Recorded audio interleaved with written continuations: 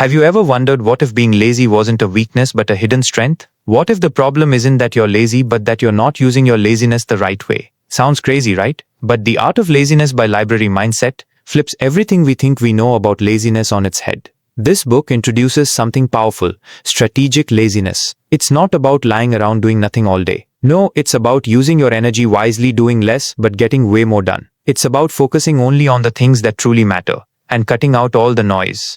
And let me tell you, once you start seeing laziness as a tool instead of a trap, your entire life changes. So if you've ever felt burned out, stuck in routines that don't make sense, or tired of working hard with no results, don't skip this video. Stay with me, because by the end, I'll share one powerful mindset shift from the book that can help you reclaim your time, energy, and purpose. Oh, and before we dive in, if this already sounds interesting, go ahead and smash that like button and subscribe. You're about to rethink everything you've ever believed about productivity. Have you ever looked at a blank wall, wished you were doing something, and suddenly felt fine? Not lazy, just still. That pause is more powerful than our culture gives it credit for. And The Art of Laziness teaches us why. First, the book introduces something called the death calendar, a visual tool made up of tiny circles, one for every month in an 80-year life. As you fill in past months, it's a chilling reminder that time is slipping away. We realize life's short, really short. In fact, Library Mindset references the famous 2005 commencement speech by Steve Jobs at Stanford, where he said that remembering we're going to die is the best way to avoid wasting time on things that don't matter. That clarity, that constant nudge can be life-changing. The book doesn't just stop with Steve Jobs. It even goes back to ancient Rome, when a victorious commander paraded through the streets, an aide would whisper, "Respice poste," meaning, look behind you. Remember you are human, and your days are numbered. It's a reminder that even in our highest moments, time is still running. But how does that connect to laziness? When we see time as precious, we realize that not everything deserves our energy. Strategic laziness isn't about doing nothing. It's about choosing to rest, recharge, and invest energy in what really matters. It's not wasted, it's wisely spent. And here's the science behind it. Our brains actually work better when we pause. Thanks to research on the default mode network, scientists have found that when we daydream or rest, our minds stay active, connecting dots and solving problems behind the scenes. Psychology Today and Scientific American explain that downtime lets the brain sift through memories, build creativity, and even maintain moral clarity. That aha moment in the shower, that's your default mode at work. Intentional breaks like walking the dog, meditating, or sitting quietly with a cup of tea aren't indulgences. They're investments. Neuroscience shows stepping away from a problem often leads to better solutions and fresh insights. So pause right now and ask yourself, when was the last time you gave yourself permission to stop and felt something click? If you can't remember, that's okay. But it's a red flag. You're likely burning energy without recharging. And that's why The Art of Laziness doesn't blame laziness. It embraces strategic pauses as essential parts of productivity. This isn't about doing nothing forever. It's about doing the right thing at the right time. Use rest purposefully. Recharge not to avoid work, but to amplify your work. In upcoming sections, we'll explore how to take intentional nighttime reflections, create focused work rhythms, and build routines that mesh downtime and action, so every burst of energy serves your true priorities. But for now, take a deep breath. Let this sink in. Laziness, when used well, isn't a flaw. It's your secret productivity weapon. Now that you understand how intentional rest can be a powerful tool, not a flaw, it's time to face the next big idea in The Art of Laziness: taking full, complete, unshakable responsibility for your life. And I know this one stings a little, because blaming other people, it's easy. It feels good, at least for a moment. But here's the truth. The book doesn't sugarcoat. Blaming keeps you stuck. Whether it's your job, your parents, your boss, your phone, or your childhood, it all becomes noise if it stops you from making a change now. The author puts it simply: you can't be strategically lazy and point fingers at the same time. It's one or the other. Remember that farmer story? It's subtle but powerful. A man kept getting poor wheat harvests, and every year, he blamed his workers, said they weren't skilled enough, or that they didn't follow his instructions. But after years of disappointment, something changed. He took ownership. He said, "This time I'll do it myself. I'll be responsible." And guess what? The harvest succeeded. That's not just a story, it's a mirror. Because once you own your mindset, you change your results. Responsibility becomes your superpower. That's the real heart of this chapter.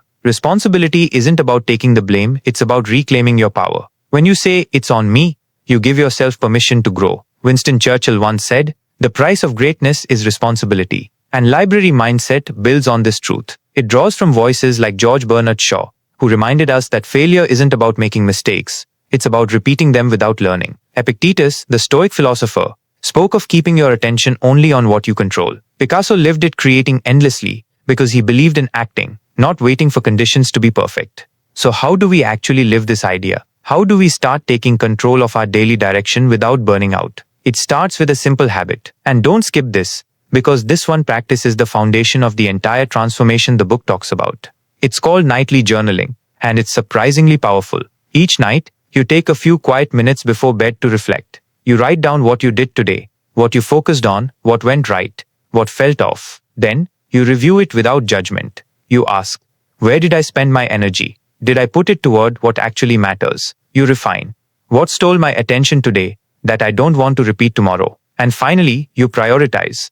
What are the top 2 to 3 things I need to do tomorrow that align with my bigger goals? That's it. 5 to 10 minutes. A pen. A piece of paper. But the impact? Huge. Why? Because every night you do this, you're choosing awareness over autopilot. You're not drifting anymore, you're designing your life, step by step. That's what library mindset means by strategic laziness. You're not running yourself into exhaustion. You're being intentional, thoughtful, and aligned. This ritual gently holds you accountable, without guilt. It becomes a mirror, a small but powerful moment where you step back, breathe, and say, tomorrow, I'll do better, not because I'm not enough today, but because I care too much to waste another moment. And it's all rooted in responsibility. That single decision to take charge of your thoughts, your time, your actions, is where the shift happens. So let me ask you, when was the last time you really owned your day? Not just survived it, but ended it knowing you were in charge. If you've made it this far, that tells me something you're ready. Ready to stop blaming, start owning, and use strategic laziness to your advantage. And if you try that journaling habit tonight, you'll already be doing more than most people ever will. Because transformation doesn't happen in a single dramatic moment, it happens in small, intentional choices repeated over time. This is just the beginning. Imagine your comfort zone as a cozy bubble, a place where everything is predictable, safe, and familiar. Sounds nice wherever isn't it, right? But the art of laziness warns us. A comfort zone is a beautiful place, but nothing ever grows there. That truth echoes the idea that while your bubble feels safe, it also becomes a prison for your potential. Comfort kills growth. It doesn't nurture your talents, it hides them. Think about that feeling when you push yourself even just a little and surprise yourself. Maybe it's signing up for a class, starting that early morning walk, or reaching out to someone you admire. That spark you feel, that's growth breaking through the shell. The art of laziness encourages tiny, daily challenges that edge you beyond comfort, like shifting your work routine, trying a new brainstorming method, or scheduling a rest and recharge hour in the afternoon. Here's one real-world strategy the book shares borrowed from Jeff Bezos' 70-30th rule via Pustaka Manza.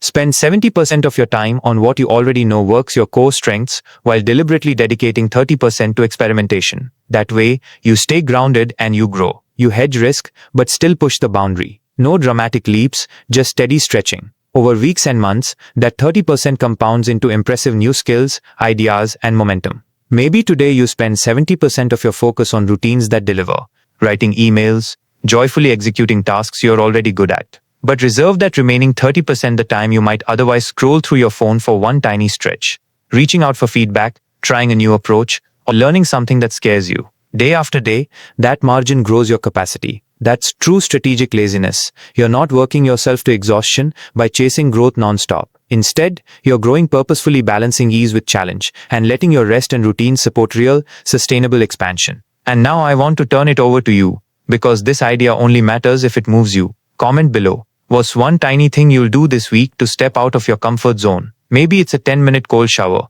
a quick pitch to someone you respect, or a simple yes to that mini challenge you've been eyeing. Let's spark something real right here, right now. Growth isn't a one-time jump. It's life's greatest journey, lived in small, consistent steps outside that cozy bubble. Because if nothing ever grows in comfort, you owe it to yourself to plant one tiny seed today. Let's talk about working smarter, not harder. The art of laziness leans on a powerful idea, Pareto's 80-20th principle, which tells us that roughly 80% of our results come from 20% of our actions. Imagine if you could identify your vital few, the small handful of tasks that drive your biggest impact, and give them your full focus. The book encourages setting your top 3 priorities each morning, like they're sacred appointments with your future. One powerful tip: batch tasks. Group similar activities together: emails, admin, creative work, so you reduce friction and respect your brain's rhythm. When you concentrate, you flow. When you scatter, you stall. And here's a twist. If it doesn't fall into your vital few, it's either delegated or dropped altogether. That's radical focus in action, no busy work, no guilt, just clear mission and movement. Now let's talk about the underrated art of saying no. Every yes has a cost. It's either your time, your energy, or your focus. The art of laziness reminds you constantly. Your no is your power. Say no to meetings that add no value. Say no to distractions that dilute your efforts. Say no to bad habits pretending to be breaks. Pause the video right now and ask yourself, what's one thing I'll say no to today? Maybe it's social media during work hours. Maybe it's back-to-back meetings that drain you. Or maybe it's taking on someone else's task that doesn't align with your goals. That one no frees up space to say yes to your 20%. It's the simplest game changer. So from today on, work your vital few and protect them fiercely. Your productivity and your peace will thank you for it. Let me ask you something. Have you ever tried to do 5 things at once and ended up finishing none of them? The book The Art of Laziness has a powerful line that really sticks. The man who chases 2 rabbits catches neither. That means if you try to do too many things at the same time, you won't do any of them well. Multitasking feels like you're being productive. But the truth is, it just makes you tired and distracted. Your brain gets confused. And by the end of the day, you're exhausted, but not much is done. So what's the better way? The book shares a simple method called the Pomodoro technique. Here's how it works. 1. Pick just one task. 2. Set a timer for 25 minutes. 3. Work only on that one thing. No phone, no distractions. 4. After 25 minutes, take a 5-minute break. 5.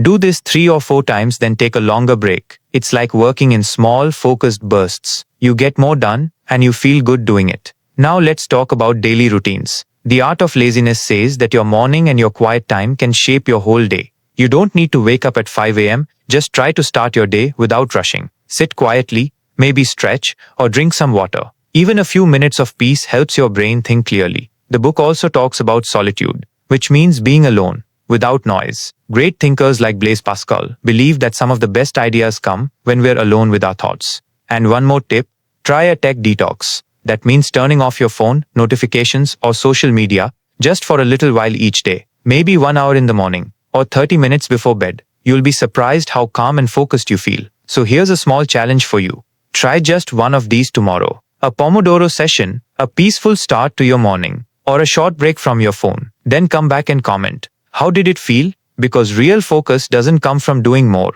It comes from doing the right things, one at a time, slowly, calmly, on your own terms. That's the real art of laziness. Here's something powerful from the Art of Laziness, and it might surprise you. The people around you shape your thoughts. Yes, really. Your mindset, your habits, even your energy. It's all influenced by your circle. Think about it like this. If you hang around people who are always complaining, negative or lazy, you'll start feeling the same way. But if you spend time with people who are curious, calm, driven, or creative, you slowly become more like them too. This idea is called social influence, and the book explains it in a very real way. Your environment shapes your behavior often more than your willpower does. So here's what the book suggests. Take a good look at your circle. Ask yourself, who lifts you up? Who makes you feel excited, calm, or motivated? And who brings you down? Who drains your energy? This isn't about judging people. It's about choosing what kind of energy and mindset you want to be around. Maybe it's time to spend a little more time with someone who inspires you. Or maybe you just need to take a small step back from someone who always leaves you feeling stressed or stuck. Surround yourself with people who make you better, not busier, not louder, just better. So, here's a small reflection for you. Who in your circle uplifts you and who holds you back? Think about it. And maybe today, choose one person to reach out to, thank, or spend more time with. Because your environment is your silent teacher. Make sure it's helping you grow. Before you go, let's take a moment to breathe and look back at everything we've learned from the Art of Laziness. We started with a powerful idea. Being lazy isn't bad if it's done right. This book teaches us strategic laziness, how to slow down on purpose, so we can actually do more of what matters. We talked about taking full responsibility for our actions. No more blaming others. Just owning our life, one decision at a time. We face the truth that the comfort zone feels nice, but nothing grows there. Growth needs little challenges, tiny steps forward, every day. Then we learned how to work smart, not busy. Using the 80-20th rule, setting daily top 3 priorities, and learning the power of saying no. We also saw that multitasking doesn't work, and that routines like focused deep work, quiet mornings, and time away from screens can bring peace and power. And finally, we looked around us. Our environment matters. The people we spend time with shape who we become. Now here's the big truth. This isn't about laziness. It's about respecting your time, your energy, and your peace so you can create, grow, and live with more joy, ease, and clarity. If you made it this far, I want to say this. You're ready. You don't need to hustle harder. You need to live smarter. So if you got even one helpful insight from this video, go ahead and tap that like button. It helps more people find this kind of content, and it lets me know you're someone who values growth and reflection. And if you haven't already, hit subscribe for more honest, powerful book breakdowns like this one. No fluff. Just real ideas that make life feel a little lighter and a lot more intentional.